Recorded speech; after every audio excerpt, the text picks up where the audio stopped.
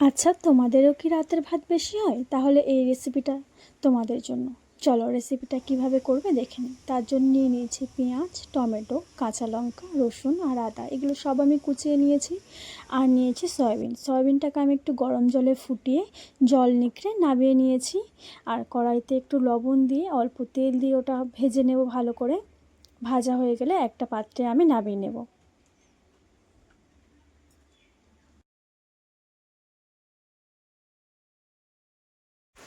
এবার কড়াইয়ের মধ্যে দিয়ে দেবো সাদা তেল, তার মধ্যে দিয়ে দেবো কেটে রাখা আলু আর বরবটিগুলো। এবার পরিমাণ মতো লবণ দিয়ে ওটা আমি ভালোভাবে ভেজে নেব।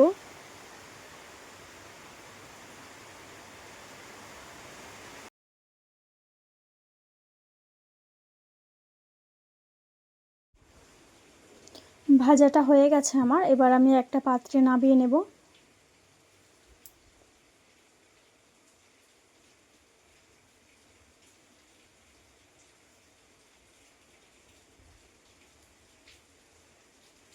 এবার ওই কড়াইয়ের মধ্যে দিয়ে দেবো অল্প পরিমাণে সাদা তেল, আর তার মধ্যে দিয়ে দেবো কুচনো রসুন, আদা আর কাঁচা লঙ্কা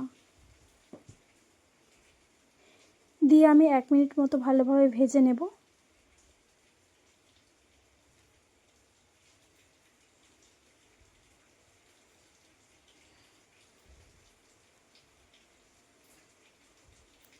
একটু ভাজা হয়ে গেলে দিয়ে দেবো ওর মধ্যে কেটে রাখা টমেটোগুলো। টমেটোটা একটু নরম হয়ে গেলে ওর মধ্যে দিয়ে দেব অল্প একটু হলুদ,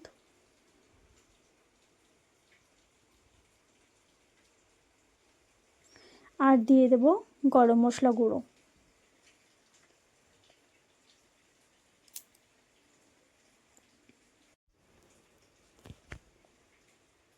এবার মশলার সাথে 2-1 বার নেড়েচেড়ে ওর মধ্যে দিয়ে দেব ভেজে রাখা সয়াবিন আর আলু বরবটিটা। আবারও মশলার সাথে ভালোভাবে নাড়িয়ে নিয়ে আমি ওটা একটা পাত্রে তুলে নেব। আর ওই কড়াইয়ের মধ্যে দিয়ে দেব অল্প পরিমাণে সাদা তেল, আর দেব কিছুটা গোটা জিরে আর কেটে রাখা পেঁয়াজটা দিয়ে একটু ভালোভাবে নাড়িয়ে নেব যতক্ষণ পর্যন্ত পেঁয়াজটা না নরম হচ্ছে।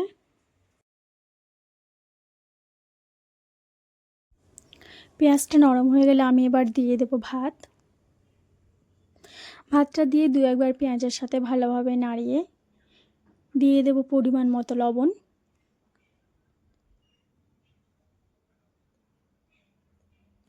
লবণটা দিয়ে আরও 2-4 বার নাড়িয়ে নেব আমি। এবার ওর মধ্যে দিয়ে দেব আগে থেকে রেডি করা সবজিটা দিয়ে 2-5 বার ভালোভাবে ওর সাথে নাড়িয়ে নিলে রেডি হয়ে যাবে আজকে এই রেসিপিটা, যেটা গরম গরম খেতে খুবই ভালো লাগে। লাঞ্চ বা টিফিনে আপনারা দিতে পারেন।